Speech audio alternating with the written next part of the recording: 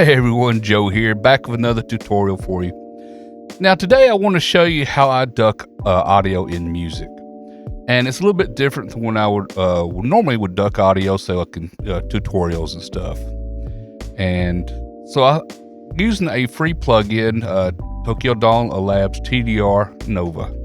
So it's a completely free plugin. Now I have a link for it down in the description below where you can go out and download it yourself and hopefully start ducking audio a better way. Alright, so what this tutorial is about is I'm going to show you the difference between regular wideband ducking and using a TDR Nova's basic parametric EQ, which is also dynamic, using it as a compressor to kind of duck out only the selected frequencies that the audio that you will want to duck out. For example, we want to be able to duck out just enough out of the bass so the kick can come in. So let's go over here and I'll have to show you what I'm talking about. Okay, so I have FL Studio opened up here on the desktop, and it's kind of important for me to go over how everything's set up first. I have my drums broke down here into 4 different groups here. You know, my hi-hats and stuff of that nature on the first one, kick on one, snare on another, and miscellaneous percussions like cowbells and other stuff and other effects on the percussion one. All right. Now this is done for multiple reasons. Mostly I can compress these differently for each one of them to get different sounds out of them. So what we're going to pay attention to today here is the kick.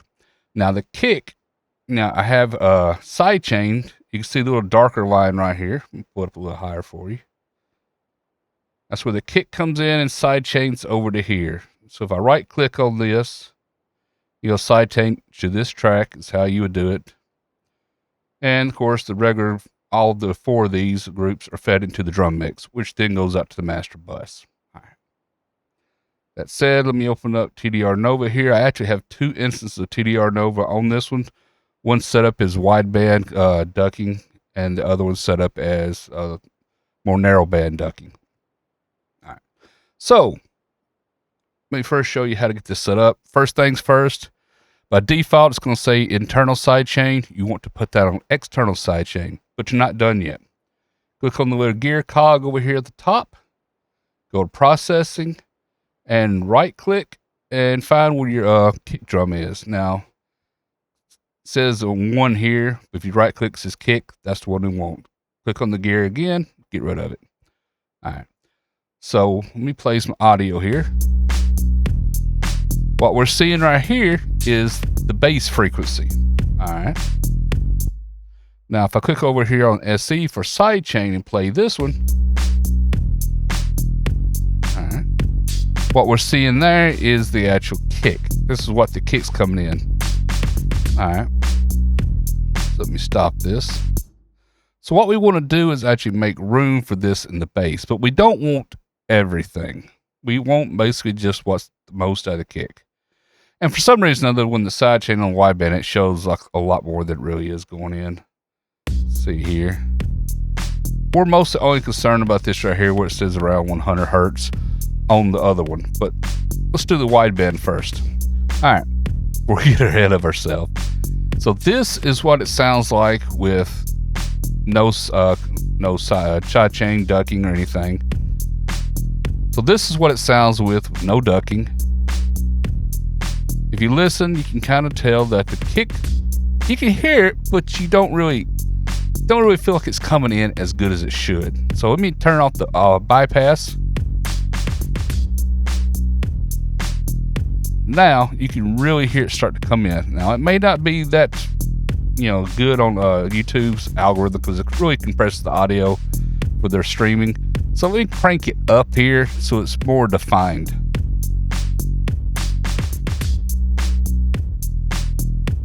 As you can see, you can really hear it now decimating the bass and really knocking it way down. That may be a little too much. What you want to do is adjust the threshold as well as the ratio to find a good place where it sounds more musically better for you. But this is wideband. Let me put it on -12 here. And it kind of works. All right, let me stop this. Turn on bypass again on that one. So that's with wideband.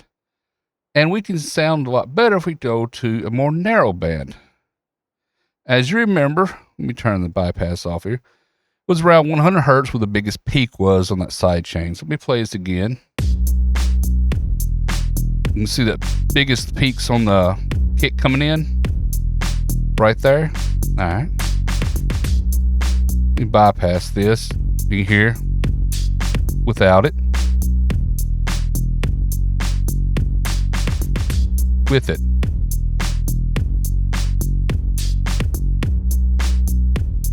Jack it up here.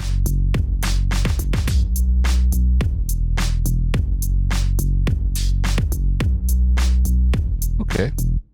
So that really gets that kick in a lot better. And what's good about this is we're not killing off the rest of the bass. So if I start playing this and to show you just what the bass is coming in, all these other frequencies of the bass we're not affecting. We're only affecting that one area right where the 100 hertz is. And we can narrow that Q down some more.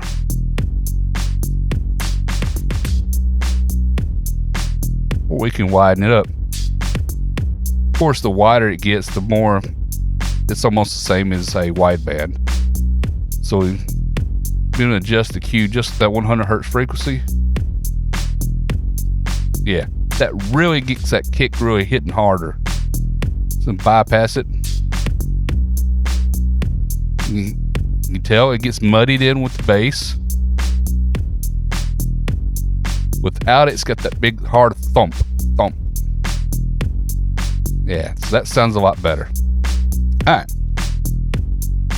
So this is how I, duck my bass and everything to get my kick in.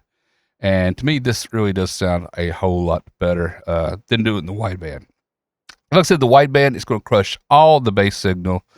And for example, if you're playing your bass is like a fingered bass or like upright, you're going to have a lot of articulation up in the higher frequencies, like the string noise and stuff. And if you do wideband, it's just going to kill off those the same as it does with the rest of the signal. So you only want to really get this the part where the kick is, the good thump, and just dig out just a little bit on top of that frequency of the bass for the kick to kind of fill in and get that good thump on the kick.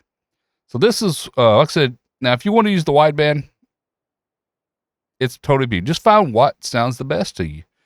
To me, the more narrow band here works better. And like I said, this lets me scoop out what I want of the bass out of the wave, let the kick sound come in without decimating the entire bass sound. And to me, this sounds musically better. Now, like I mentioned at the start of the video, if I'm just doing tutorials like this, for example, I'm just going to do a wideband over the background music. So it's just fine. I'm not going to do a narrow band on that because it's no sense. But singing or lead guitar, for example, you may want to use this as well. So yes, we can do this on a lead guitar. So I'm going to leave that up there and pull this down. Now, for example, I have a little instrument thrown up here. It's just a synthesizer. And I have it side changed into instrument mix. And lo and behold, I have TDR Nova also. So I'm going to turn off the bypass here. And we pull up all the other instruments here. Turn all these on. And this is the same jumbled up mess of audio I kind of made up the other day to kind of like do for the tutorial. So nothing special audio here. It's just tutorial song.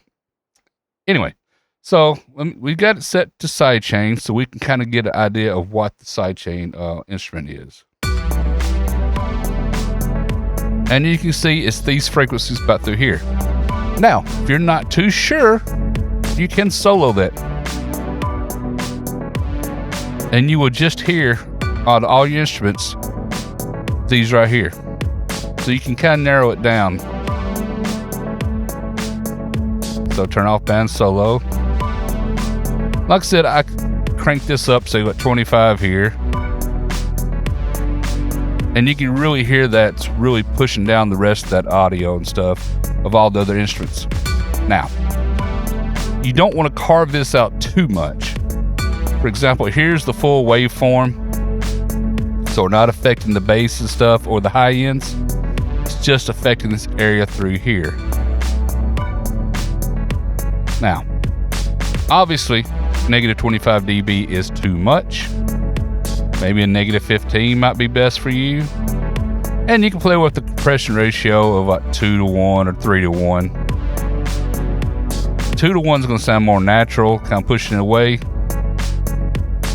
I wouldn't use anything higher than 2.5 to 1 on vocals, but it depends on the vocals. Right. So, say like a 2 to 1, negative 15. That's enough to kind of push that down. It's like a negative 3 dB, not negative 3 dB. So this is like with it. You know, the lead still pulls through pretty good because it is a synth. But you can still feel like the other is like, the other noise, not noise, the other musical instrument stuff, the frequencies, are really trying to like, kind of like fight to get ahead of the lead. This way it kind of lets the lead have kind of like head of the line and lets it step just a little bit in front of the others without having to just dig out everything. So this is how I would do this. Of course, lead, you know, like this, I got a synth, but you can also use it so your vocals and stuff as well. Now, like I said, to find it, use your narrow, just put it on sidechain and it'll show you where it is. You can click on band solo if you want to find out just exactly where it is and kind of narrow it in. Just the frequency here. Now for the attack and release on these, for this example, the vocals, I use a 2.5 milliseconds to release at 250 milliseconds. Seems to work pretty good. Now, as far as the drums go, I about 1/10 of a millisecond, so 0.1 milliseconds, with about a 100 millisecond, or that's kind of long, but up to like a 50 millisecond release on it. Just find out what sounds best for you for your kick and everything. The way you get, you know, a longer kick, you know, something more boom to it and rumble, you may want to have a longer release on it. But you do want to fast, you know, as fast as you can on that kick. That way it makes it more snappier, gets that bass pushed down and makes room for it. If not, it's going to sound like the kick's sliding in, as well as the vocals. The vocals, you know, not as fast, so 2.5 milliseconds is already extremely fast as it is. And with 250 millisecond release, it works best in the vocals to me. So anyway, that's it for this tutorial. I just want to show you how I've been ducking audio and stuff. This is one of the reasons I went to FL Studio, is because I was running, you know, MPC 3 on the, after MPC 2 on the desktop, and it had no way to really sidechain anything other than using their wideband ducker, which is, my understanding, garbage. So, fine for tutorials, not good for music. So this is the best way, in my honest opinion, to kind of duck audio and stuff in music, which I'm pretty sure this is probably what a lot of producers actually do. This is what I do, and it was recommended to me by another producer. So anyway, that's it for this tutorial. I hope you found it helpful. If you do, how about give me a thumbs up? Thumbs up's always highly appreciated. If you're not a subscriber to my channel, now's a great time to subscribe. Subscribing is free. It's for you. It lets you know when I release more tutorials. Now, if you really want to help this channel out, share this video. Sharing this video, I really need to get my audience to start, you know, paying attention to my channel again since I came back, and the growth has been pretty slow. So if you can subscribe to the channel, you know, ring that notification bell so you get all the updates when new videos come out. That'd be awesome, really awesome. As well as share this with your friends and stuff that are also interested in these type of tutorials. So anyway, that's it for this video one. Thank you for watching. I hope to see y'all in the next one.